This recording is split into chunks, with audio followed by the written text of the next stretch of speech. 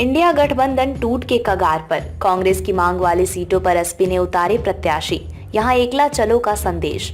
उत्तर प्रदेश में इंडिया गठबंधन टूट के कगार पर पहुंच गया है। सपा ने कांग्रेस को जो 17 सीटें प्रस्तावित की थीं, उनमें से वाराणसी में अपना प्रत्याशी उतार दिया है, जबकि अमरोहा व बागपत में प्रभारी देकर एकला चलो के अपने इरादे साफ जाहिर कर दिए हैं।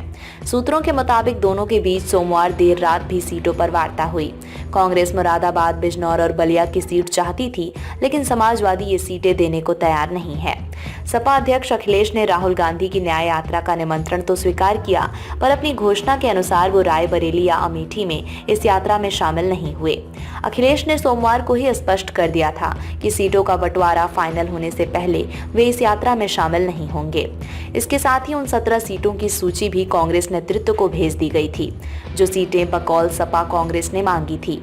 सूत्रों का कहना है कि सपा नेतृत्व ने मंगलवार को बातचीत में शामिल दिल्ली के कांग्रेस नेताओं को ये संदेश भिजवा दिया कि सपा को जो सीटें देनी थी, दे दी गई हैं। अब फैसला कांग्रेस का है कि गठबंधन करना है या नहीं। बताते हैं कि मंगलवार की शाम तक कांग्रेस की ओर से इसके सिवाय कोई जवाब नहीं आया कि हमारी बातचीत सपा व कांग्रेस जारी है। इसके बाद सपा ने अपनी 5 प्रत्याशियों की तीसरी सूची जारी की, जिसमें वाराणसी भी शामिल है। आमतौर पर सपा जिन नेताओं को लोकसभा क्षेत्र प्रभारी नामित करती है, उन्हें ही बाद में अपना प्रत्याशी घोषित कर देती है। अमरोहा व बागपत सीटें भी कांग्रेस के लिए प्रस्तावित की गई थीं, लेकिन सपा ने बागपत में अपने पूर्व जिलाध्यक्ष मनोज चौधरी को प्रभारी नामित कर दिया। बदायूं से धर्मेंद्र की जगह शिवपाल। सपा ने अपने 5 लोकसभा प्रत्याशियों की तीसरी सूची जारी कर दी है। बदायूं से पूर्व सांसद धर्मेंद्र यादव की जगह पूर्व कैबिनेट मंत्री शिवपाल सिंह यादव को चुनाव मैदान में उतारा गया है। कांग्रेस को दी वाराणसी सीट पर भी सपा ने पूर्व मंत्री सुरेंद्र सिंह पटेल को टिकट दे दिया है। पूर्व सांसद सलीम शेरवानी के राष्ट्रीय महासचिव के पद से इस्तीफा देने के बाद सपा ने बदायूं में अपनी रणनीति को बदलते हुए अनुभवी नेता शिवपाल सिंह यादव को उम्मीदवार बनाया है। पहले यहां से धर्मेंद्र यादव को प्रत्याशी घोषित किया गया था।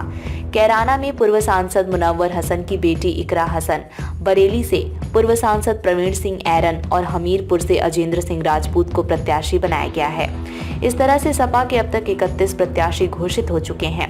धर्मेंद्र को 2 सीटों का बनाया प्रभारी। सपा ने अखिलेश यादव के चचेरे भाई धर्मेंद्र यादव को कन्नौज और आजमगढ़ दोनों ही लोकसभा सीटों का प्रभारी बनाया गया है।